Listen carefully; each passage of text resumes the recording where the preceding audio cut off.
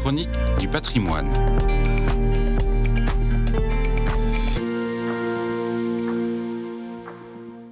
Alors que le chantier de l'église la plus célèbre de France, voire du monde, progresse sous les yeux de tous les médias, je vous emmène dans le diocèse d'Évry-Corbeil-Essonnes, où l'église Saint-Paul se prépare à fêter sa remise en état complète. Déjà, un incendie survenu en juillet 2020 avait ravagé toute sa toiture. Les sapeurs-pompiers avaient vaincu le feu après de longues heures de lutte. Ils avaient même réussi à sauver le Saint-Sacrement du Tabernacle pour le mettre à l'abri des chutes de poutres calcinées. Grâce à la mobilisation des paroissiens, au diocèse et aux donateurs des chantiers du cardinal, l'église a été restaurée en 3 ans.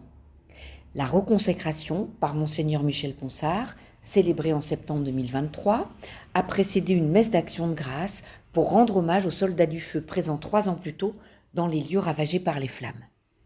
Mais le répit a été de courte durée. L'église a été à nouveau fermée à partir d'octobre, notamment pour remplacer la chaufferie endommagée lors de l'incendie.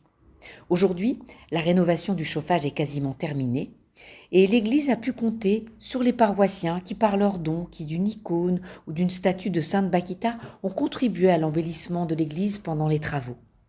Le père Andrzej Barnas, curé de la paroisse, fêtera le 29 juin prochain Saint-Pierre et Saint-Paul avec les fidèles et la communauté polonaise de l'Essonne et fêtant aussi le retour à des célébrations régulières dans leur église. Avec humour, il constate que la maison des pigeons est plutôt l'église Phénix, qui a pu renaître de ses cendres, et il supplie la colombe de l'Esprit Saint de protéger son église pour répondre aux besoins de toute la communauté paroissiale. Et moi, je remercie tous les donateurs des chantiers du cardinal qui ont contribué à cette belle rénovation.